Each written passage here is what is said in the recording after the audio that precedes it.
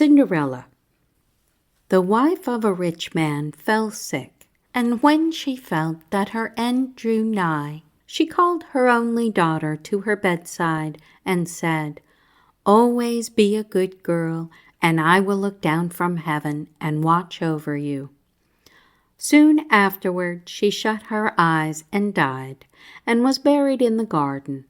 And the little girl went every day to her grave and wept, and was always good and kind to all about her.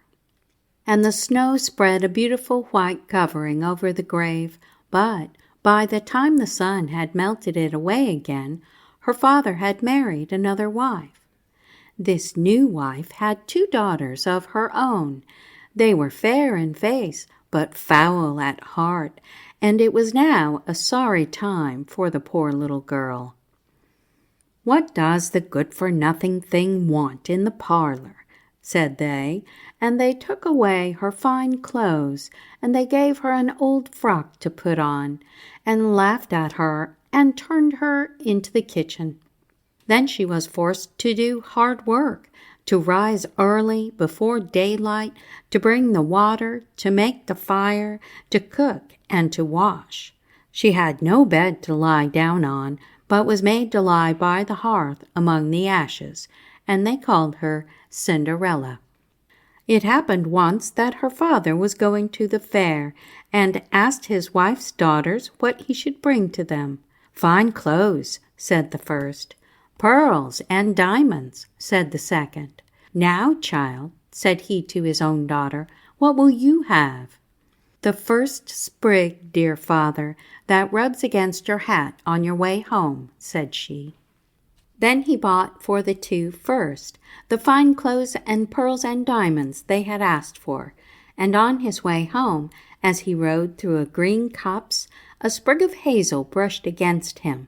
So he broke it off, and when he got home he gave it to his daughter. Then she took it and went to her mother's grave and planted it there, and cried so much that it was watered with her tears. And there it grew and became a fine tree. And soon a little bird came and built its nest upon the tree, and talked with her, and watched over her, and brought her whatever she wished for. Now it happened that the king of the land held a feast which was to last 3 days, and out of those who came to it, his son was to choose a bride for himself, and Cinderella's 2 sisters were asked to come.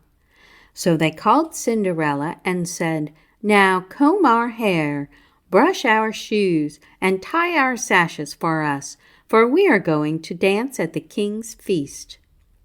Then she did as she was told, but when all was done she could not help crying, for she thought to herself she would have liked to go to the dance too, and at last she begged her mother very hard to let her go.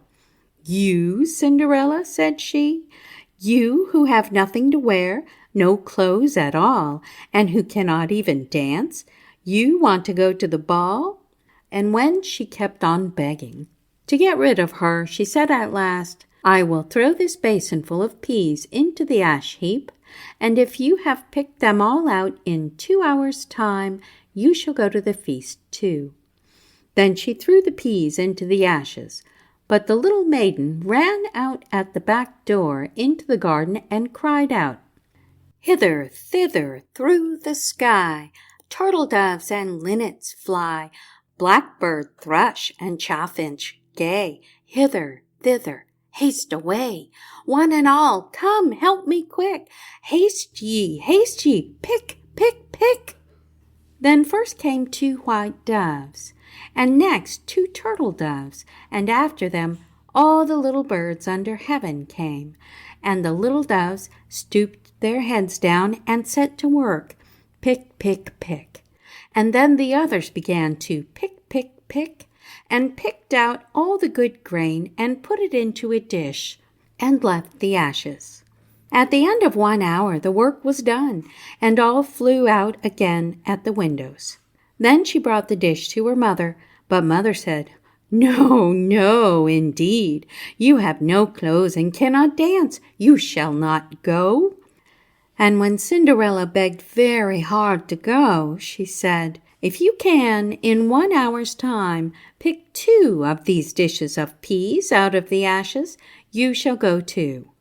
So she shook 2 dishes of peas into the ashes, but the little maiden went out into the garden at the back of the house and called as before, and all the birds came flying, and in half an hour's time all was done, and out they flew again. And then Cinderella took the dishes to her mother, rejoicing to think that she should now go to the ball. But her mother said, "It is all of no use, you cannot go. You have no clothes and cannot dance, and you would only put us to shame." And off she went with her 2 daughters to the feast. Now, when they were all gone, and nobody left at home, Cinderella went sorrowfully and sat down under the hazel tree and cried out, "Shake, shake, hazel tree, gold and silver over me." Then her friend the bird flew out of the tree and brought a gold and silver dress for her and slippers of spangled silk, and she put them on and followed her sisters to the feast. But they did not know her. She looked so fine and beautiful in her rich clothes. The king's son soon came up to her and took her by the hand and danced with her and no one else, and he never left her hand. But when anyone else came to ask her to dance, he said, "This lady is dancing with me." Thus they danced till a late hour of the night, and then she wanted to go home, and the king's son said, "I shall go and take care of you to your home," for he wanted to see where the beautiful maid lived. But she slipped away from him unawares and ran off towards home, and the prince followed her. Then she jumped up into the pigeon house and shut the door. So he waited till her father came home and told him that the unknown maiden who had been at the feast had hidden herself in the pigeon house. But when they had broken open the door, he found no one within, and as they came back into the house, Cinderella lay, as she always did, in her dirty frock by the ashes, for she had run as quickly as she could through the pigeon house and on to the hazel tree, and had there taken off her beautiful clothes and laid them beneath the tree, that the bird might carry them away, and had seated herself amid the ashes again in her little old frock. The next day, when the feast was again held, and her father, mother, and sisters were gone, Cinderella went to the hazel tree, and all happened as the evening before. The king's son, who was waiting for her, took her by the hand and danced with her. And when anyone asked her to dance, he said, as before, "This lady is dancing with me." When night came, she wanted to go home, and the king's son went with her, but she sprang away from him all at once into the garden behind her father's house. In this garden stood a fine large pear tree, and Cinderella jumped up into it without being seen. Then the king's son waited till her father came home and said to him, "The unknown lady has slipped away, and I think she must have sprung into the pear tree." The father ordered an axe to be brought, and they cut down the tree, but found no one upon it. And when they came back into the kitchen, there lay Cinderella in the ashes as usual, for she had slipped down the other side of the tree and carried her beautiful clothes back to the bird at the hazel tree, and then put on her little old frock. The third day, when her father and mother and sisters were gone, she went again into the garden and said, "Shake, shake, hazel tree, gold and silver over me." Then her kind friend the bird brought a dress still finer than the former one, and slippers which were all of gold, and the king's son danced with her alone, and when anyone else asked her to dance, he said, "This lady is my partner." Now when night came, she wanted to go home, and the king's son would go with her, but she managed to slip away from him, though in such a hurry that she dropped her left golden slipper upon the stairs. So the prince took the shoe and went the next day to the king his father and said, "I will take for my wife the lady that this golden shoe fits." Then both the sisters were overjoyed to hear this, for they had beautiful feet and had no doubt that they could wear the golden slipper. The eldest was first into the room where the slipper was, and wanted to try it on, and the mother stood by. But her big toe could not go into it, and the shoe was altogether much too small for her. Then the mother said, "Never mind, cut it off. When you are queen, you will not care about toes. You will not want to go on foot." So the silly girl cut her big toe off and squeezed the shoe on and went to the king's son. Then he took her for his bride and rode away with her. But on their way home they had to pass by the hazel tree that Cinderella had planted, and there sat a little dove on the branch singing, back again, look to the shoe. The shoe is too small and not made for you. Prince, prince, look again for thy bride, for she's not the true one that sits by thy side."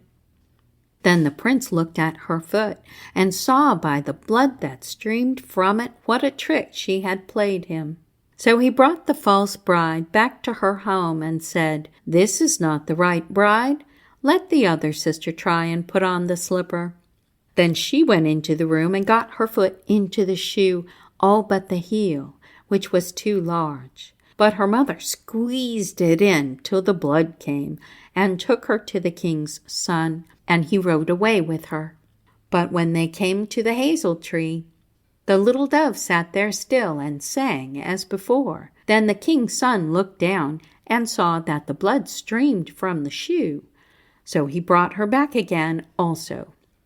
"This is not the true bride," he said to the father. "Have you no other daughters?"